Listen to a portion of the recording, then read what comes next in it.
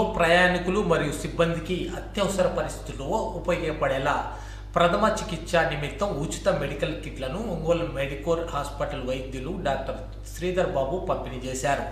ఈ సందర్భంగా డాక్టర్ శ్రీధర్ బాబు మాట్లాడుతూ తన తండ్రి ఆర్టీసీ ఉద్యోగిగా పనిచేయటం, ఆర్టీసీ స్కాలర్షిప్ సాయంతో మెడిసిన్ పూర్తి చేయగలటంతో తన జీవితంలో ఎంతో గర్వకారమని తెలిపారు.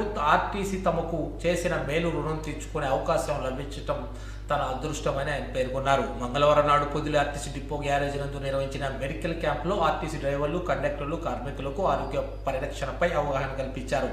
అలాగే ప్రయాణ సేవలు ఎదురయ్యే అత్యవసర పరిస్థితులు ప్రథమ చికిత్స ప్రాధాన్యతపై వివరించారు. ఈ మెడికల్ కార్యక్రమంలో ఆర్టీసీ డిపో మేనేజర్ శంకర్రావు, డ్రైవర్లు, కండక్టర్లు, ఇతర సిబ్బంది తదితరులు పాల్గొన్నారు.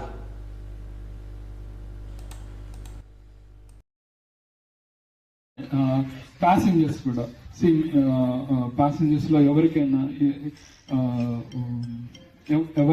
కూడా పెయిన్, చెస్ట్ పెయిన్ వచ్చినప్పుడు ఇమీడియట్ గా ఇవి ఇస్తే వాళ్ళకు కూడా ఉపయోగపడుతుంది.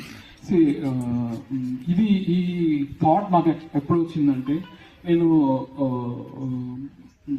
పోస్ట్ ఎంబీబీఎస్ తర్వాత ఒక ఊరికి ట్రావెల్ అవుతుంటే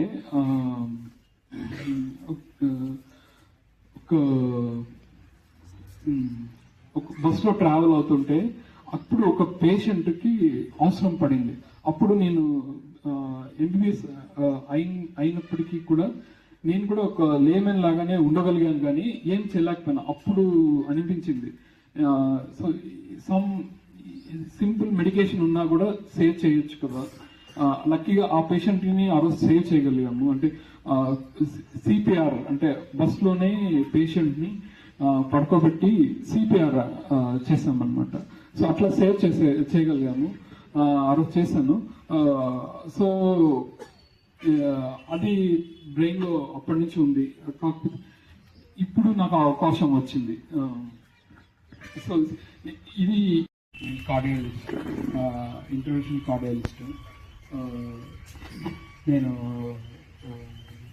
ఇక్కడ ఒంగోలులో ప్రతిభా కాలేజ్లో ఇంటర్మీడియట్ చదివాను. అక్కడి నుంచి డైరెక్ట్ ఎంబీబీఎస్ సీట్ వచ్చి అనంతపూర్ మెడికల్ కాలేజ్లో చదివాను.